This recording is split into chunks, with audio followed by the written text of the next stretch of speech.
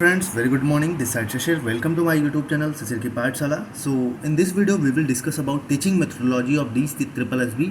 तो D triple S B के teaching exams में जो भी टीचिंग मेथोडोलॉजी वाला सेक्शन होता है उसके हम लोग प्रैक्टिस सीरीज स्टार्ट कर रहे हैं. ऑलरेडी 3 प्रैक्टिस सीरीज 2020 क्वेश्चन के हम लोगों ने PYQ कंप्लीट कर लिए हैं और मैंने एक प्लेलिस्ट भी बना दी है D triple S be teaching methodology. तो लगभग इसमें हम लोग 1500-2000 क्वेश्चंस करेंगे ऐसे धीरे धीरे, जो प्रीवियस ईयर के क्वेश्चंस हैं उसी के बेसिस पे.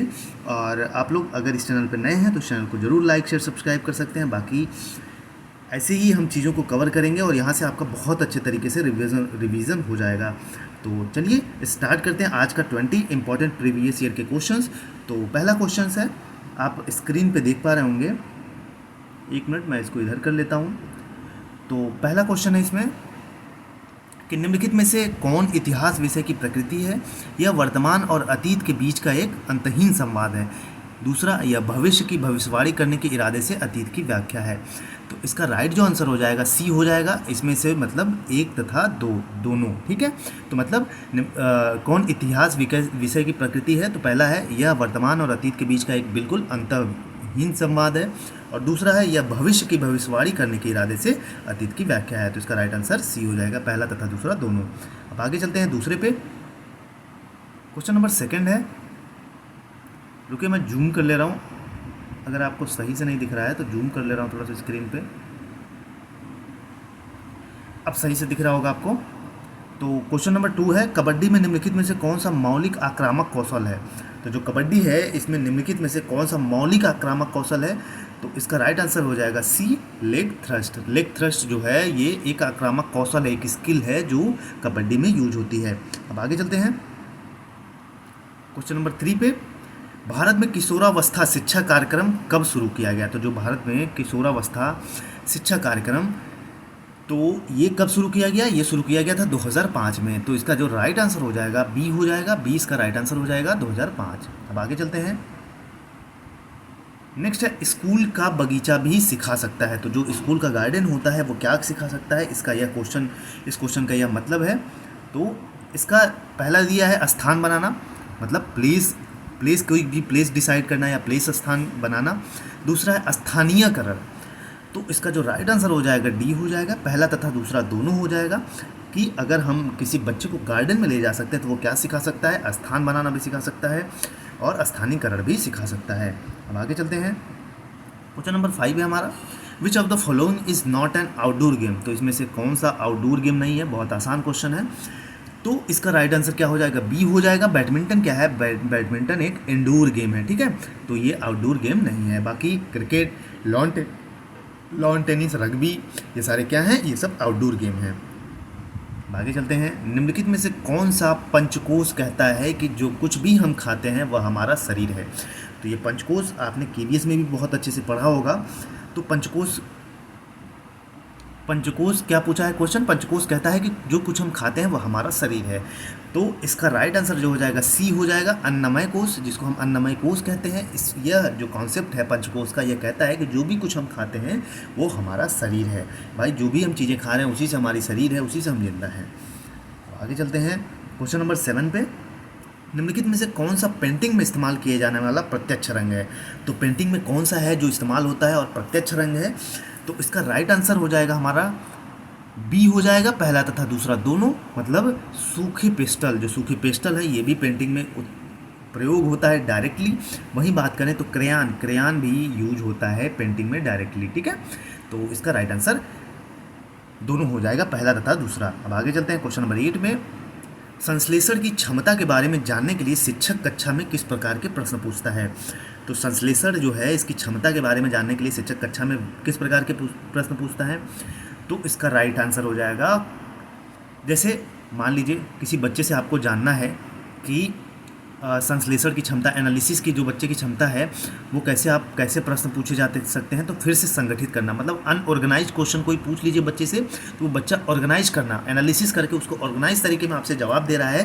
तो इसका मतलब है कि आप बच्चे से उसकी संश्लेषण की क्षमता के बारे में जानने की कोशिश कर रहे हो. तो इसका राइट आंसर बी हो जाएगा, फिर से संगठित करना. अब आगे चलते हैं क्वेश्चन नंबर 9 में. निम्नलिखित में से कौन सा कथन जनसंख्या शिक्षा के प्रथम पुनर्कल्पीकरण के संदर्भ में सही है? तो पहला है 1904 की, एक मिनट, इसमें पहला क्या दिया है कि यह 1984 की जनसंख्या पर अंतर्राष्ट्रीय सम्मेलन की सिफारिश पर प्रतिक्रिया थी। और दूसरा है अवधारणात्मक ढांचे ने अपनी जनसांख्यिकी से भरी अवधारणा को बदल दिया। तो इसका जो राइट आंसर हो जाएगा सी हो जाएगा, पहला तथा दूसरा दोनों। तो दो जनसंख्या शिक्षा के प्रथम पुनर्कल्पीकरण के संदर्भ में क्या सही है, तो यह दोनों सही है कि यह 1984 की जनसंख्या पर अंतर्राष्ट्रीय सम्मेलन की सिफारिश पर प्रतिक्रिया थी। वहीं बात करें तो दूसरा अवधारणात्मक ढांचे ने अपनी जनसांख्यिकी से भरी अवधारणा को बदल दिया। तो इसका राइट आंसर सी हो जाएगा। अब आगे चलते हैं आगे क्वेश्चन नंबर 10 पे। क्वेश्चन नंबर 10 है हमारा, निम्नलिखित में से कौन सा मूल आसन है। तो भाई मूल आसन कौन सा है इसमें से, देखिए ऐसे भी क्वेश्चन आपसे पूछे जाते हैं। तो इसका राइट आंसर हो जाएगा बी, पहला दूसरा तथा तीसरा, मतलब शवासना। शवासना जो है भाई ये भी क्या है, एक शवासना क्या है, एक मूल आसन है। वहीं हलासन, हलासन भी क्या है, एक हलासन भी एक मूल आसन है। वहीं बात करें सल्भासन, तो सल्भासन भी क्या है, एक मूल आसन है। ठीक है, तो ये हमारा तीनों आंसर हो जाएगा। अब आगे चलते हैं क्वेश्चन नंबर 11 में, नेशनल चिल्ड्रन पॉलिसी 2023 से कम उम्र में कोई भी व्यक्ति को बच्चा मानती है। तो जो नेशनल चिल्ड्रन पॉलिसी है किससे कम उम्र के बच्चों को जो कि बच्चा मानती है उनको, तो इसका राइट आंसर ए हो जाएगा। आसान क्वेश्चन है, इसमें समझाने लायक कुछ नहीं है, 18 वर्ष। अब आगे चलते हैं, While studying moral development among adolescents, Carol Gilligan focused on women's motives in moral judgment. She found that men rely more on. तो इसका राइट आंसर जो हो जाएगा डी हो जाएगा। डी का मतलब ये है कि ओनली वन, मतलब जस्टिस ओरिएंटेशन। ठीक, इसका राइट आंसर जस्टिस ओरिएंटेशन हो जाएगा। अब आगे चलते हैं क्वेश्चन नंबर 13 में, मध्याह्न भोजन योजना जैसे कार्यक्रम में सामुदायिक भागीदारी का अभाव एक आम समस्या है। तो जो मध्याह्न भोजन योजना है ये कम्युनिटी भागीदारी का एक समस्या है, एक प्रॉब्लम है, एक जनरल प्रॉब्लम है। तो कैसे, तो पहला है मध्याह्न भोजन की गुणवत्ता के बारे में बच्चों से नियमित पूछताछ करें कि भोजन कितना पौष्टिक है और आदि।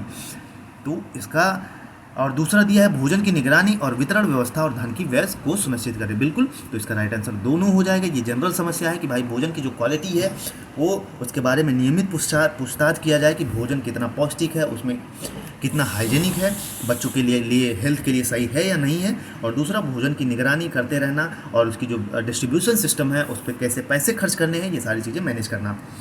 अब आगे चलते हैं क्वेश्चन नंबर 14 पे, Which of the following statement is regarding Kurt Levin's field theory on adolescents? तो जो भाई कूर्ट लेविन की थ्योरी है, इससे पूछा है, एडोलेसेंट की थ्योरी इन्होंने दी थी। तो an adolescents between the two words is a marginal man. वही दूसरा है behaviour of an individual results from interaction of the person with his environment. तो इसका राइट आंसर दोनों हो जाएगा भाई, दोनों, पहला और दूसरा दोनों। अब चलते हैं क्वेश्चन नंबर 15 पे, The adolescents in the discipline of sociology has been examined by many psychologists. Which of the following psychologist is not associated with sociological theory? तो इसमें से पूछा है कि जो ऐसा कौन सा साइकोलॉजिस्ट है जो सोशियोलॉजिकल थ्योरी से नहीं संबंधित है। तो भाई ग्लेन एल्डर, जो ग्लेन एल्डर है ये सोशियोलॉजिकल थ्योरी से संबंधित नहीं है। अब आगे चलते हैं, नेक्स्ट है प्राणायाम वैकल्पिक नथुने से सांस लेने के बारे में है। तो जो प्राणायाम वैकल्पिक नथुने से सांस लेने के बारे में है तो इसका राइट आंसर बी हो जाएगा, अनुलोम प्राणायाम। जो अनुलोम और प्रतिलोम होता है इसमें आप लोग देखे होते हैं कि ऐसे नाक बंद करके सांस लेते हैं, तो वही चीज़ है ये। आगे चलते हैं क्वेश्चन नंबर 17 पे। क्वेश्चन नंबर 17 है हमारा, निम्नलिखित में से नृत्य रूपों में संगीत और साहित्य की क्या भूमिका है। पहला है सारंगी और बांसुरी एक संगीत वाद्य यंत्र है जो शास्त्रीय नृत्य रूपों में मदद करता है। और दूसरा है साहित्य शास्त्रीय नृत्य रूपों को बढ़ा सकता है। तो इसका जो राइट आंसर हो जाएगा माय डियर फ्रेंड्स, सी हो जाएगा, पहला तथा दूसरा दोनों। बिल्कुल, सारंगी और बांसुरी ऐसे वाद्य यंत्र हैं जो शास्त्रीय नृत्य रूपों में हेल्प करते हैं, मदद करते हैं, उस पर लोग डांस करते हैं उसकी वजह से। वहीं बात करें तो साहित्य शास्त्रीय नृत्य रूपों को बढ़ा सकता है, बिल्कुल रूपों को भी बढ़ा सकता है। चलते हैं क्वेश्चन नंबर 18 पे, इतिहास के पिता के रूप में किसे जाना जाता है। तो जो इतिहास के पिता के रूप में किसे जाना जाता है, तो भाई वन एंड ओनली सी हो जाएगा, हेरोडोटस को। तो इसका राइट आंसर सी हो जाएगा। अब आगे चलते हैं क्वेश्चन नंबर 19, निम्नलिखित में से कौन सा कथन सही नहीं है। तो इसमें से कौन सा कथन सही नहीं है, तो पहला है शतरंज के खेल में प्रत्येक खिलाड़ी के पास शुरुआत में 16 मोहरे होते हैं। और दूसरा है काले मोहरे वाला खिलाड़ी हमेशा शतरंज खेल शुरू करता है। तो देखिए शतरंज से नॉर्मल क्वेश्चन पूछा है तो इसका राइट आंसर सी हो जाएगा, केवल 2। तो बिल्कुल भाई काले मोहरों वाला जो खिलाड़ी होता है हमेशा शतरंज का खेल शुरू करता है। तो अब आगे चलते हैं क्वेश्चन नंबर 20 पे। आज का हमारा लास्ट क्वेश्चन है ये, क्वेश्चन नंबर 20 है हमारा, ग्रोथ स्पर्ट के संबंध में निम्नलिखित में से कौन सा कथन सही है। तो ग्रोथ स्पर्ट के बारे में पूछा है। तो लड़कियों में लगभग 17 से 19 साल की उम्र में ग्रोथ स्पर्ट पूरा हो जाता है। वहीं दूसरा है, लड़कों में लगभग 10 से 12 साल की उम्र में ग्रोथ स्पर्ट शुरू हो जाता है। तो इसका राइट आंसर केवल 1 हो जाएगा। केवल 1 का मतलब है कि जो ग्रोथ स्पर्ट है लड़कियों में, जब लड़कियां 17 से 19 साल की उम्र की होती हैं तो उनमें ग्रोथ स्पर्ट जो होता है वो पूरा हो जाता है। तो आई होप सो आज का जो 20 क्वेश्चन था प्रीवियस ईयर के टीचिंग मेथोडोलॉजी के, वो आपको अच्छा लगा होगा। ऐसे ही क्वेश्चन आपसे एग्जाम में पूछे जाएंगे। इतने क्वेश्चंस की प्रैक्टिस करा दूंगा, जो पार्ट बी आपका टीचिंग मेथोडोलॉजी है वो बहुत अच्छे से प्रिपेयर हो जाएगा आपका। तो ऐसे वीडियोस पाने के लिए आप इस चैनल पर बने रहिए और प्लीज़ इसको लाइक शेयर ज़रूर करिएगा, सब्सक्राइब चैनल को करिए ताकि मुझे भी मोटिवेशन मिले और आपको जल्द से जल्द मैं ये सीरीज आगे भी लेके जा सकूँ। तो चलिए इस वीडियो में यहीं तक, फिर मिलेंगे अगले वीडियो में टॉप 20 क्वेश्चंस के साथ। ऐसे ही मैं लगभग 2000 से ज़्यादा क्वेश्चंस जो टीचिंग मेथोडोलॉजी में DSSB में पूछे गए हैं, मैं पूरे क्वेश्चन करा दूंगा आपको। तो चलिए, जय हिंद जय भारत, पढ़ते रहिए, मुस्कुराते रहिए।